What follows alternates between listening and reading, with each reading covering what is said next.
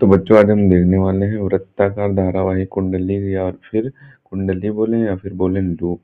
धारावाही कुंडली बोलें या फिर लूप बोलें के केंद्र पर उत्पन्न चुंबकीय क्षेत्र का व्यंजन देखने वाले हैं। मोस्ट इंपॉर्टेंट डेरिवेशन है और बहुत छोटा डेरिवेशन है। आपके एग्जाम में 3 नंबर में पूछ दिया जाता है, सीधे ही 3 नंबर में पूछ दिया जाएगा। ये जो टॉपिक है आपके क्लास 12 फिजिक्स का जो चैप्टर है गतिमान आवेश तथा चुंबकत्व, उस चैप्टर से लिया गया है। ठीक, इंपॉर्टेंट डेरिवेशन आपके एग्जाम में आ जाता है, तो इसे हम देख लेते हैं। इसमें सबसे पहले हम इसका फिगर समझेंगे, उसके बाद पूरा डेरिवेशन देखेंगे। तो फिगर में हमने एक तार ले लिया है, ठीक, उसको कुछ इस तरीके से हमने मोड़ लिया है, ठीक, उसमें I धारा प्रवाहित हो रही है और तार को हमने इस तरीके से मोड़ लिया है। अगर सेल लगाना चाहें तो लगा सकते हैं, वरना कोई दिक्कत नहीं है। उसमें I धारा हमने प्रवाहित कर दी है, ठीक। इसकी त्रिज्या जो इस सेल की है वो R त्रिज्या है, ठीक। इसकी त्रिज्या जो है वो R त्रिज्या है कि वृत्ताकार हमने कुंडली बनाई है। ये आपकी वृत्ताकार कुंडली है जो बनाई है। इस पर हमने इस थोड़े भाग की, इस कुंडली के थोड़े भाग की हमने डीएल मान लिया है, यानी कि अल्पांश भाग जो होता है उसे हम डीएल मानते हैं। वो हमने बायो-सेवर्ट के नियम में समझा हुआ है, ठीक। तो इस डीएल के माध्यम से हम जो केंद्र पर है वो हम चुंबकीय केंद्र पर चुंबकीय क्षेत्र ज्ञात करेंगे, यानी कि डीबी ज्ञात करेंगे, ठीक। तो इसके लिए हम इस तरीके का लंब डाल देंगे इस अल्पांश भाग पर और उसी लंब पर हमें डीबी ज्ञात करना है, ठीक। तो डीबी ज्ञात करना है। इस लंब से यहाँ पे एक 90 डिग्री का एंगल बन जाएगा और ये आपकी सूक्ष्म दूरी हो जाएगी, यानी कि जो पूरी कुंडली है इसके सूक्ष्म क्षेत्रफल का हमें अब सबसे पहले चुंबकीय क्षेत्र ज्ञात करना, उसके बाद इस संपूर्ण कुंडली का हमें चुंबकीय क्षेत्र ज्ञात करना है, ठीक। तो सबसे पहले हम थ्योरी इसकी क्या लिखेंगे। थ्योरी में आपको लिखना होगा कि माना एक तार को मोड़कर R त्रिज्या की एक वृत्ताकार कुंडली बनाई जाती है, यानी कि एक तार है उसको मोड़कर R त्रिज्या की वृत्ताकार कुंडली बनाएगी जिसका अल्पांश भाग dl है, यानी कि इसका सूक्ष्म भाग हम ले लेते हैं। ये यहाँ से यहाँ तक इसका सूक्ष्म भाग ले लेते हैं जो कि आपका dl है।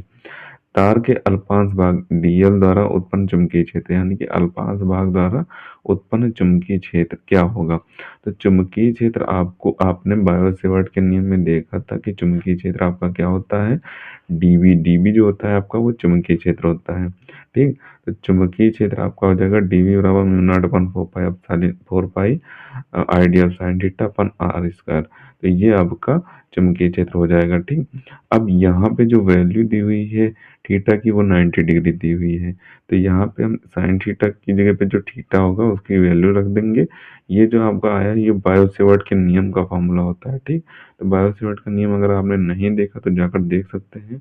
मोस्ट इंपॉर्टेंट नियम है, आपके एग्जाम में लगभग हर बार आ जाता है और उसका प्रयोग लगभग सभी डेरिवेशन में हो रहा है। जो जितने भी हमने 2-3 डेरिवेशन देखे हैं लगभग सभी डेरिवेशन में उसका प्रयोग हो रहा है। तो वो मोस्ट इम्पोर्टेंट है इस चैप्टर के लिए और आपके एग्जाम के लिए, दोनों चीज़ों के लिए मोस्ट इम्पोर्टेंट है, ठीक। उसके बाद हम साइन थीटा की जगह पर 90 डिग्री रखेंगे। 90 डिग्री रखने के बाद 90 डिग्री की वैल्यू जो होती है 1 होती है, तो आपको कुछ इस तरीके का समीकरण एक बन के तैयार हो जाएगा। टीवी बराबर म्यू नॉट अपन 4 पाई आइडियल अपन आर, समीकरण 1 आपका हो जाएगा, ठीक।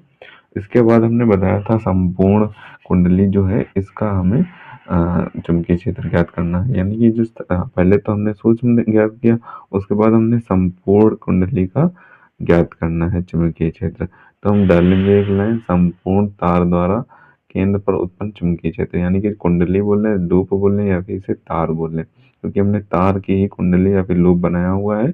तो संपूर्ण तार द्वारा केंद्र पर उत्पन्न चुंबकीय क्षेत्र जो होगा आपका होगा बी। तो बी बराबर हमारा होता है समाकलन 0 से 2 पाई आर तक हमें ज्ञात करना है और डीबी हमारा चुंबकीय क्षेत्र होता है। अगर यहाँ पे साइन थीटा दिया होता है तो हम डीबी साइन थीटा लिखते हैं, साइन थीटा नहीं दिया हुआ है तो हम डीबी ही केवल रखेंगे। ये आपका संपूर्ण तार का चुंबकीय क्षेत्र हो जाएगा, यानी कि संपूर्ण तार का अगर पूछे तो आपको समाकलन का साइन लगाना है और चुंबकीय क्षेत्र पूछ रहा है तो हमने डीबी चुंबकीय क्षेत्र हमें पूछ रहा है तो चुंबकीय क्षेत्र। अब यहाँ पे अपर लिमिट लोअर लिमिट कैसे रखते हैं, वो अपर लिमिट लोअर लिमिट का आपको 0 कर दें, 2 पाई आर, यानी कि त्रिज्या त्रिज्य खंड का हमें पूरे पूरे का पूछ रहा है तो पूरी आपकी परिधि हो जाएगी, ठीक। लूप का पूछ रहा है तो पूरी परिधि परिधि आपकी 2πr हो जाएगी, ठीक। तो 2πr तक हमें ज्ञात करना है। उसके बाद हम dB की वैल्यू समीकरण 1 से रख देंगे, तो हम हमारा क्या आ जाएगा, dB की वैल्यू समीकरण 1 से रखने पर mu naught upon 4 pi ideal upon are square आ जाएगा, ठीक, समीकरण 1 से। अब यहाँ पे जो ये डीएल है इसको अंदर रखेंगे और पूरा बाहर ले आने हैं, तो mu naught upon 4 pi I upon are square बाहर आ जाएगा और 0 से 2πr डीएल अंदर रहेगा। और डीएल की जगह पे हम 2πr-0 रख सकते हैं, पिछले डेरिवेशन में हमने देखा हुआ था, ठीक। तो यहाँ पे mu naught upon 4 pi I upon are square बड़े ब्रैकेट में 2πr-0 ये आपका आ जाएगा, ठीक।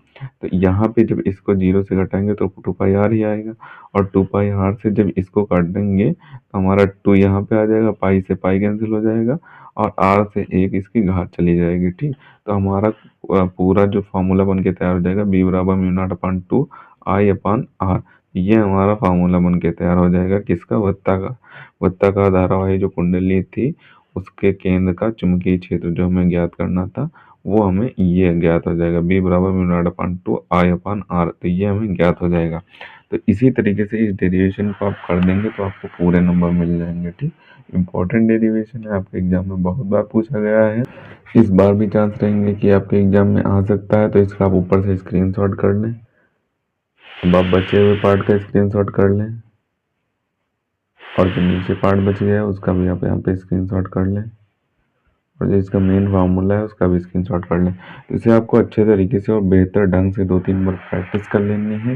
कैसे प्रैक्टिस करनी है, 1-2 बार इसे आप देख कर लिखेंगे रफली, और उसके बाद आप इसे बिना देखे रफली लिखेंगे। फिर 2-3 दिन में फिर आप इसे बिना देखे रफली लिख सकते हैं। अगर एक बार पढ़ के दोबारा रफली लिख दें तो इसे आपको 100% तैयार हो जाएगा, ये टॉपिक आपको 100% तैयार हो जाएगा, ठीक। उसके बाद 7-8 दिन बाद फिर आप 1-2 बार प्रैक्टिस कर लेना इसकी।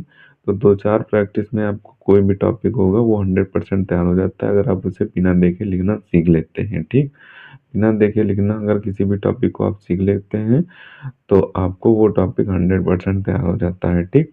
इसे आप बेहतर ढंग से तैयार कर ले। मिलते हैं किसी नए वीडियो में नए टॉपिक के साथ, तब तक के लिए धन्यवाद। और अगर अभी तक आपने हमारे इस चैनल को सब्सक्राइब नहीं किया है तो सब्सक्राइब जरूर कर लें, क्योंकि हम इसी तरीके से क्लास 12 से रिलेटेड इंपॉर्टेंट टॉपिक पर वीडियो डालते रहते हैं।